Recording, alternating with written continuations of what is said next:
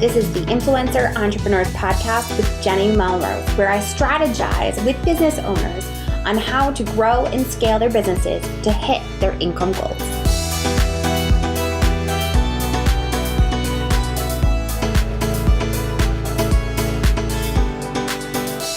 This is episode 276 of the Influencer Entrepreneurs Podcast with Jenny Melrose.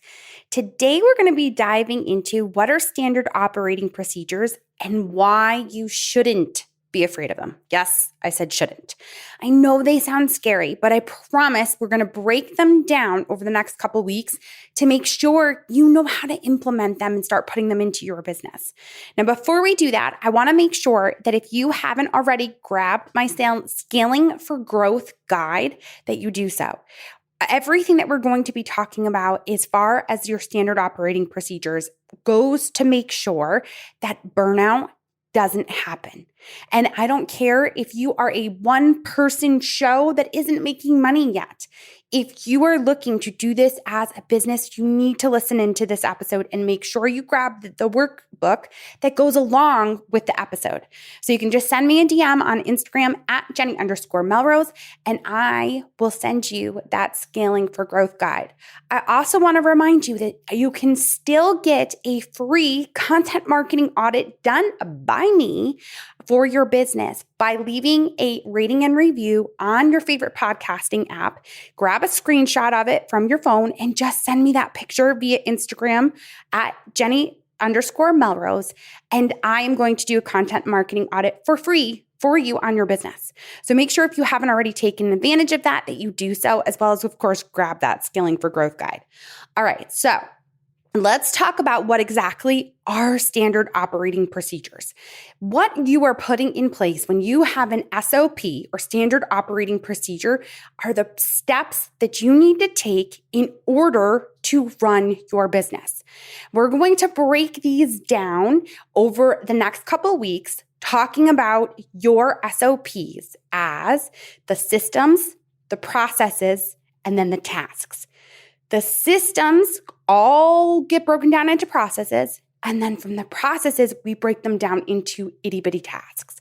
So all they are the everyday things that you do within your business, whether you are pitting pins, creating content, doing email marketing, doing the blog post, doing your photography, all of the different hats that you wear that I so often tell you that you need to proudly be able to state when you're working with brands that this is the role that you play in your business.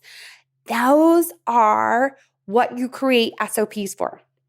Now, what I'm going to tell you also with this is that when you create your SOPs, you need to find somewhere that is going to make it easy for you to be able to access these. So a lot of people will ask, well, do I have to write them out? Do I have to do it in a spreadsheet? Should I be using Trello? You need to use what works best for you. I will tell you that I am a simple girl. I am over 40. I did not grow up with a cell phone in my hand, so I am not extremely tech savvy. And because of that, I use the easiest system I can think of, which for me was using Google Drive. I have G Suite. I do everything in Google. So every one of my SOPs is organized in Google Drive using folders and sheets and documents so that we can share that with our team. Now, again, remember I said in the beginning that it's important that whether or not you are growing a team, or if you are someone that isn't yet to that point, you don't have income coming in, you should still have SOPs in place for your business so that when the time comes for you to hire, you don't fumble around trying to figure out, how do I teach them how to do this? You're doing these processes every single day, probably in your business. Why not find a way to be able to have those ready to go so that when you can hire or you can get creative and have an intern or a family member helping within the business, that you're able to easily hand that off. So Again, start with a system of organization that works best for you, Google Drive, Trello, Dropbox, whatever that looks like for you, and start recording. I'm not asking you to write out every single step of what you do. Use Loom, or I personally use Zoom. I'm using Zoom all the time with my clients anyways. It's just as easy for me to do a recording of what I am doing when I am doing it and walk someone through. Whether I have someone on my team or not, I am still going to talk to them as if they are there, present as the person I'm talking to. So if you do have people on your team, don't call them by name, because if someone leaves or moves from doing a different task to operations, and now you want to hand that task off to someone else, kind of sounds odd when they're being called Sarah and their name is actually Jamie. So be sure that you're just talking to the person without using a name, explaining it so that they can understand how to put something in place.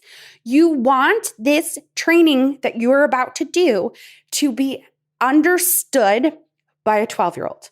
One of the things that I often tell clients, and they get upset with me because when it comes to SOPs and hiring, they always get angry because they say, when I hire people and they just suck. Guys, I'm hesitating for dramatic effect here. It's not that they suck. It's often that you suck. You suck at communicating at what you're doing, and that's reasonable and understandable because you're doing it every single day. So I want you to think about, if you were to try to explain this to a 12-year-old, how would you have to describe it? You can't use terms that bloggers know, because you may not get a hire of someone that is a blogger or uses the term that you are using for that. I talk about ConvertKit and I talk about broadcast. But when I talk to a client that doesn't have ConvertKit, but they have MailerLite or MailChimp, they don't know what a broadcast is, when in reality it's just an email. But it gets confusing because we use the lingo of our industry. So try to make sure that you are using lingo, industry, not necessarily industry language. Use language that a 12-year-old could understand, that you're talking about writing an email to your list. That's how simple it needs to be, instead of saying a broadcast, where they're thinking you're getting up and doing a podcast. Make it simple so that it's in terms that they understand and can put into practice. Now, the reason why you shouldn't be afraid of this is because it's going to help your productivity. You're going to see if you are wasting too much time doing arbitrary things, getting distracted.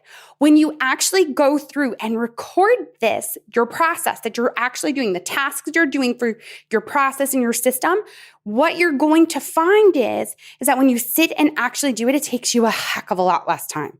So you need to make sure that when you put that process in place, that you implement it similarly. Don't try to jump from task to task, doing different tasks for different processes, which we often do. I can't tell you how many times I've spoken to clients and they have 35 windows open.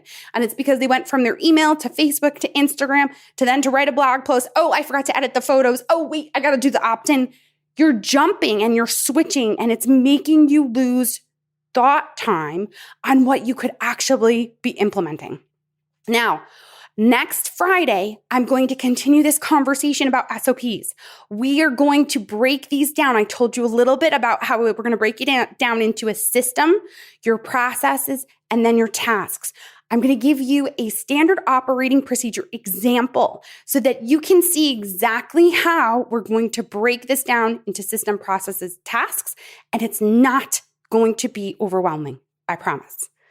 As always, you guys, I appreciate you so much for listening in. Don't forget to take advantage of that content marketing audit by leaving a free rating and review, as well as if you haven't grabbed that Scaling for Growth guide, make sure that you send me a DM or hop over to the show notes. It's right there on your podcasting app. It says read more here.